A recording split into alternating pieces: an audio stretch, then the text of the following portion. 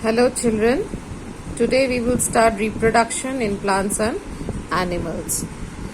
Reproduction in plants, there are two main modes of reproduction, both in plant as well as in animal, that is your sexual and asexual mode of reproduction. In asexual reproduction, only a single parent is involved. There is no fusion of male and female reproductive cells or gametes. And as only one parent is involved, the offsprings are exactly the same as the parent. In sexual reproduction, the two parents, male and female, both are involved in reproduction. The male produces the female gametes called sperms, whereas the female produces the female gametes called the eggs or ova. The offsprings are produced by the fusion of male and female gametes, and they are not exactly the same as either parent, but as there is a mixing of both the parents' quality, they have features common to both the parents. Asexual reproduction in plants are of two types. They take place by two ways: fragmentation, spore formation, and the other one is vegetative propagation. Fragmentation, in which an organism breaks up into two or more parts, which are known as fragments, and then these fragments grow into new individuals, like in Spirogyra, and also under favorable conditions, algae grow by fragmentation. Spore formation, some lower organisms like bread molds and ferns develop rounded or oval structures on their body called spore sacs. Now these spore sacs, they produce tiny microscopic unicellular spherical bodies which are known as spores. They are released when the spore sac opens. Generally, they have a thick wall around them which enables them to survive under harsh conditions, and when the conditions are favorable, the spores germinate into new individual. The last method of asexual reproduction is your vegetative propagation. The development of a new plant from vegetative part like root, stem or leaf of a plant is called vegetative propagation. It is common in plants which do not produce seeds or whose seeds cannot germinate. Now, natural method.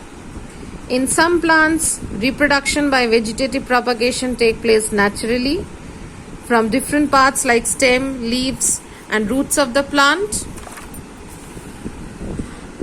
Like underground stems, your gladiolus, onion, potato, ginger, they have underground modified stems which help in vegetative propagation.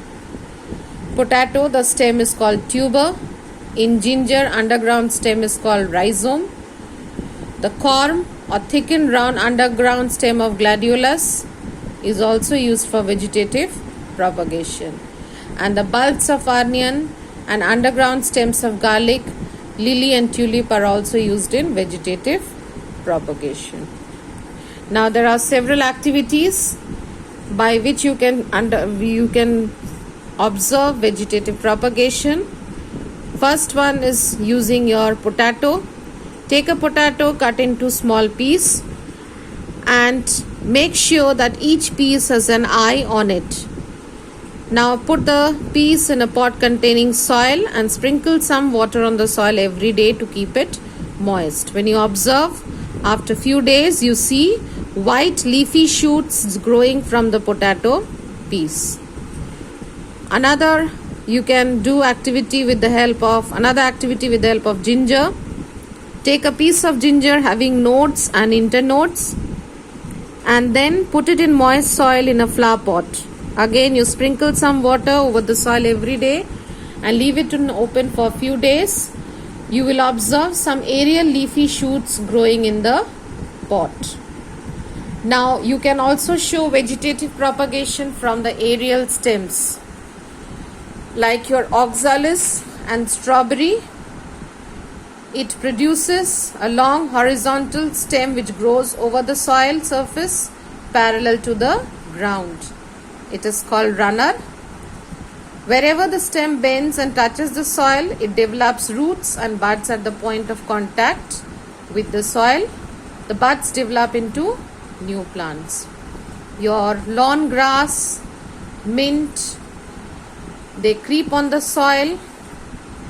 New shoots and roots arise from the nodes which produce new plants.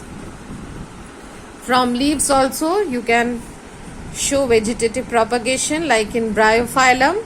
You have seen Bryophyllum plant in your school, and Begonia also.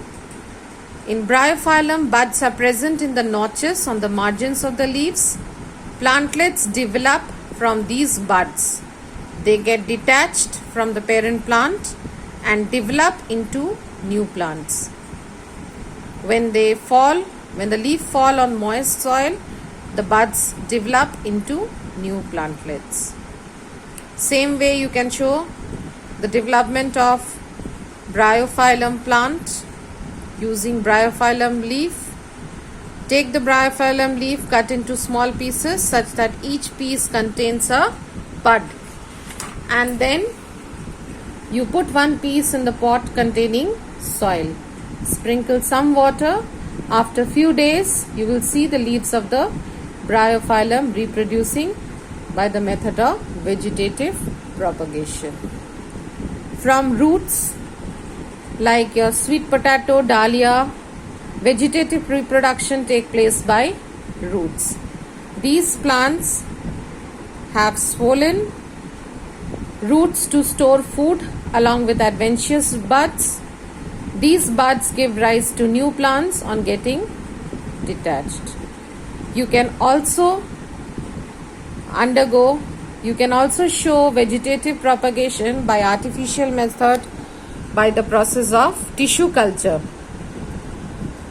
It is a method of cultivating plants in a suitable nutrient medium in a test tube. In this method, first the shoot tip is cut from the main plant. It is then divided into many small pieces of tissues. Each piece is then put in the nutrient medium in a test tube, and a germ-free environment is maintained. The tissue grows into an unorganized mass of cells called callus. Small parts of callus are transferred into another medium containing growth hormones. They induce the formation of roots and shoots in this tissue, and thus new plantlets are formed. After the plantlets are formed, they are transferred to the soil, and ultimately they develop into new plants. Thousands of plants are produced from small piece of tissue by using this method. Your chrysanthemum, asparagus, orchids, these are propagated by this method. Some other method of artificial propagation is your stem cutting.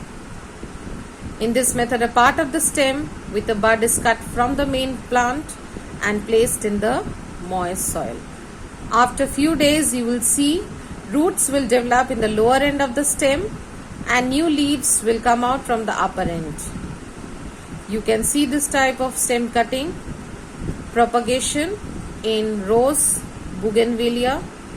Next is your layering. In this method, one of the lower branches of the main plant is bent down such that it touches the soil, and then it is covered with moist soil. After few days, you will see that the roots develop from the part of the stem which is present inside the soil. Layering is used in your plants like rose and lemon. Grafting, you can see. In this method, new varieties of plants are developed by combining the features of the two plants. The root portion is taken from one plant and it is called the stalk. The stem portion with several buds is taken from another plant. It is called the scion. The ends of the stalk and scion, you can see they are obliquely cut and then they are firmly tied together. After few days, you will see both the parts join due to rapid division of cell. In this manner, a new plant variety is developed. Generally, it is done in plants where we combine features of two plants together, like in your mango. That's all in your this class. Have a nice day, and please keep a record of the activities and the work which you are doing, as I have told in your Zoom classes. Thank you.